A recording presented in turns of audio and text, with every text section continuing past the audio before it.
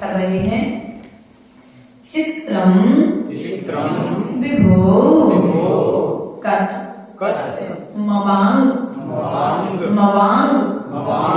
मुख व्रंत मीव विश्वा पतत्य विरला सुर पुष्प वृष्टि त्वद गोचरे सुमन श्याम यदि वा मुनीश गच्छन्ति नून मथ मध एव ही एव है कि एव है एव एड़ी का एव नहीं एव ही बंध नानी चित्रम विभो कतिमवा मुखि व्रन्तमेव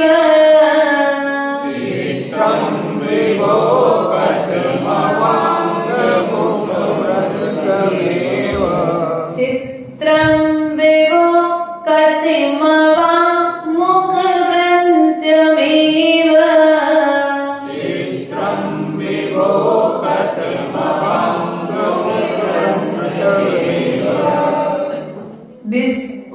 विश्वापतत्ति विरला सुरपुष्पवृष्टि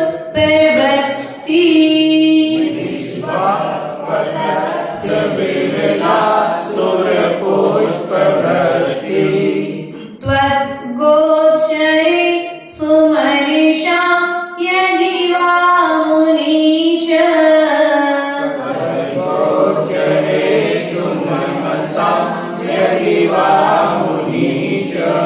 गच्छन्ति नून मद एव हि बन्धनानि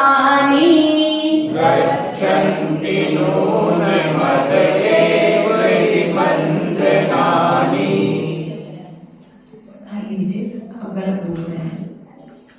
एव है कि एव है एड़ी का ए है एव एव शब्द हम कहाँ यूज करते हैं? इंग्लिश में बोलते हैं एव एव अर्थात गलत आदत है ना। यहाँ पर एव है एव अर्थात ही हिंदी में इसका क्या होगा? ही। यहाँ पर आगे हिंदी में जो बताएंगे तो एव का एव अर्थात अव्यय शब्द है। एव क्या है? अव्यय है और अव्यय के अर्थ हमेशा जो जैसे होते हैं वैसे ही रहते हैं, कभी इनके अर्थ बदलते नहीं है। अर्थात यहाँ पर कहते हैं चित्रम विभो अर्थात यह बहुत बड़ा आश्चर्य है। किस प्रकार का आश्चर्य है? कथमवाङ्मुख व्रन्तमेव अर्थात चारों तरफ से अत्यंत व्यवधान रहित विभो हे स्वामी वाक्पतत्य चारों तरफ से व्यवधान रहित क्या हो रही है? पुष्प वृष्टि देवों के द्वारा पुष्प वृष्टि कैसी हो रही है? मवाङ्मुख व्रन्तमेव नीचे को बंधन डंठल करके कैसी हो रही है वृष्टि? पुष्प जब गिरते हैं तो कैसे गिरते हैं? डंठल। अपन जब पुष्प डालते हैं तो क्या होता है? डंठल ऊपर रहते हैं और पुष्प का मुख नीचे रहता है। लेकिन भगवान के चरणों में जो फूलों की वर्षा हो रही है तो क्या है? फूल का मुख ऊपर और डंठल नीचे की ओर में है। कथम पतित अर्थात क्यों गिरती है? नीचे को डंठल करके इस प्रकार से क्यों गिरते हैं ये पुष्प? तो आगे जाकर कहते हैं तद गोचरे सुमन श्याम यदि वा प्रभावा अतः तेरे सानिध्य में हे भगवान आपके सानिध्य में पुष्पों की वह अच्छे मन वाले ज्ञानियों के बंधनाने जो अच्छा जैसे पुष्प आपके चरणों में आकर के सीधे गिर रहे हैं वैसे ही अच्छे मन वाले जो जीव होते हैं वे क्या होते हैं? बंध अर्थात बंधन से रहित हो जाते हैं।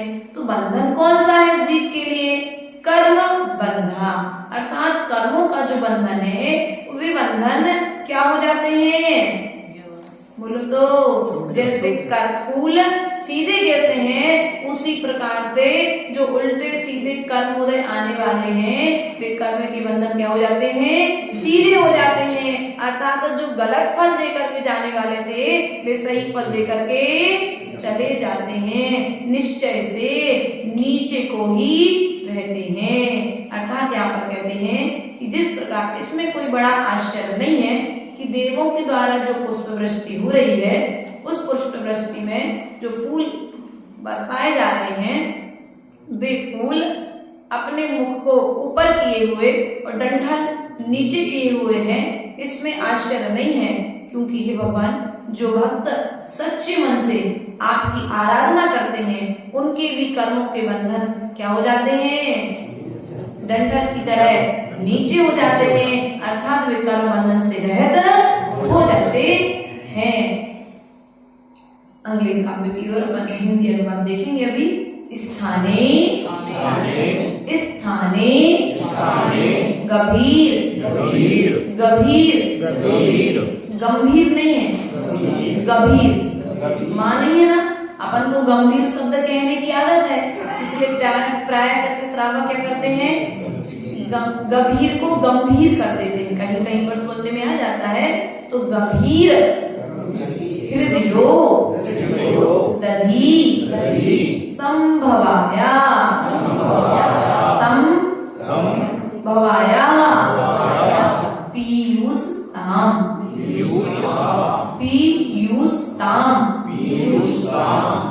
पीयूषताम तब गिरा शमु दीर यन्ति पीत्वा यतः परम सम्मद संग भाजो भव्या व्रजन्ति तर शाप्य जरा मरत्वम् स्थाने गभीरे हृदयो दधि संभवाया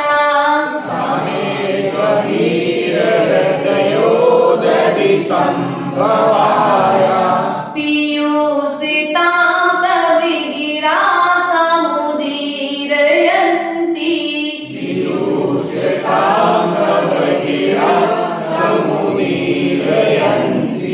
पीत्वा यतः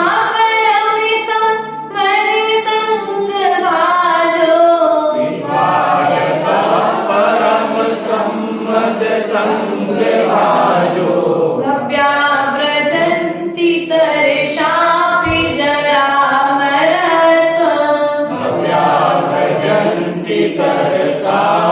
जरामरत्वम्।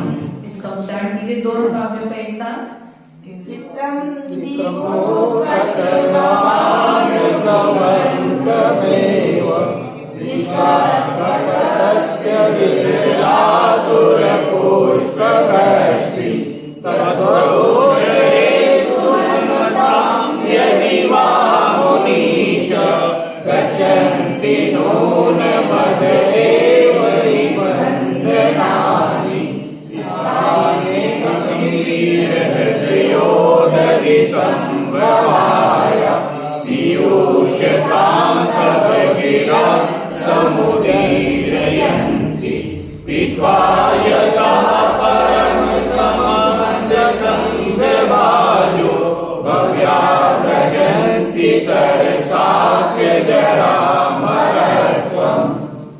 पढ़ते बन जाएंगे, पूछे तो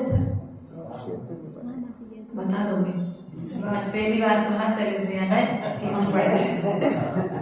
चलिए इसका अर्थ ले लेते हैं। स्थाने गंभीर अर्थात उनका यह कथन युक्ति ही है। गंभीर हृदयो दधिम संभवाया अर्थात गंभीर हृदय रूपी समुद्र से उत्पन्न। यदि गंभीरता के क्षेत्र में देखा जाए तो समुद्र का नाम आता है और समुद्र से भी अधिक गंभीरता यदि किसी में पाई जाती है तो वहां पर आचार्य, उपाध्याय, साधु और जो गुरु पद पर विराजमान है उन गुरुओं का नाम आता है। तो यहाँ पर कहते हैं गंभीर हृदय रूपी समुद्र से उत्पन्न पीयूषताम अर्थात अमृत, यूषम अर्थात अमृतमय, तब मतलब तेरी वाणी को, क्या है, तेरी वाणी को, गिरा अर्थात तेरी वाणी को समुदीरयन्ति कहते हैं। क्या कहते हैं? हे जिनेन्द्र देव, गंभीर हृदय रूपी समुद्र से उत्पन्न तेरी वाणी को अमृतमय कहते हैं। कैसी आपकी वाणी? अमृतमय है। कहाँ से गिरी आपकी वाणी? आपके गंभीर हृदय से निकसित है। मुख से शब्द बाद में निकलते हैं, पहले शब्दों का जन्म हृदय में होता है ना। अच्छी विचारों का जन्म आप देखना मस्तिष्क में नहीं होता, अच्छी विचारों का जन्म हृदय में होता है। जब अपन कोई अच्छी बात कहते हैं ना तो बोलते हैं हम अच्छे मन से बात कर रहे हैं, आज ही मतलब पूर्ण योग के साथ में बात कर रहे हैं। तो अब कुल मिलाकर कितना समझना, अच्छे विचारों का जन्म कहाँ से होता है? दिल से होता है। लेकिन कुछ निर्णय दिल और दिमाग दोनों से लिए जाते हैं। ऐसे यहाँ पर कहते हैं हृदय रूपी समुद्र से उत्पन्न तेरी वाणी को अमृतमय कहते हैं। पीत्वा यतः परम सम्मद संग भाजो अर्थात पीत्वा यतः अर्थात उस अमृतमय वाणी को पीकर। अब आपको जिनेन्द्र भगवान की वाणी पीना है तो कैसे पियोगे? बोलो। आपको कहा कि गन्ने का जूस पीना है तो आपने उठाया गिलास और मुख से पी लिया, लेकिन जिनवाणी को कैसे पियोगे? स्वाध्याय करोगे तो स्वाध्याय की भी तो किस प्रकार से ग्रहण करोगे? कौन सी इंद्रिय इसमें सहकारी है? जिनवाणी को पीने में आंखों का और कर्ण इंद्री का उपयोग है, और यदि ये दोनों रहे उसके बाद में भी क्या इंद्री जिनवाणी को पिया जा सकता है? बोलो। भैया का कहना है कि यदि कर्ण इंद्री और चक्षु इंद्री रहे तब भी हम जिनवाणी को नहीं पी सकते, क्योंकि यदि मन हमारे पास में नहीं है, अर्थात ये दो इंद्री तो हमारे लिए वर्तमान में सहयोगी हैं, लेकिन हमारा सारा काम कहाँ से हो रहा है? हमारे मन से हो रहा है। तो मन का पार्टिकुलर रहने का एक स्थान होगा कोई? मन कहाँ है? नहीं, कोई मन को अपने मस्तिष्क में मानता है कि यहाँ से सब काम होता है, कोई कहता है हार्ट जहाँ पर है वहां पर मन होता है, कोई कहीं कहीं कहीं कहीं पर। तो मन है कहाँ? ये मन चंचल तो है, ये तो व्यवस्था हमने समझ ली, लेकिन मन है कहाँ? ये तो मन का गुण हो गया। मन है कहाँ? है मन है कहाँ? कुछ बताओगे? इसका उत्तर आचार्य गुरुदेव से हम लोग ने लिया था। जब हम लोग को भी ज्ञान नहीं था तो भैया हम लोग ने आचार्य से पूछा कि आचार्य भगवान मन कहाँ है? तो आचार्य जी बोले बेटा कल रसगुल्ला खाया था चौके में? हमने कि हाँ खाया था। हमने कहा मन का और रसगुल्ले का तात्पर्य क्या है? तो बोले रसगुल्ला में चाशनी कहाँ कहाँ पर थी? अब हंसी आई ना आपको?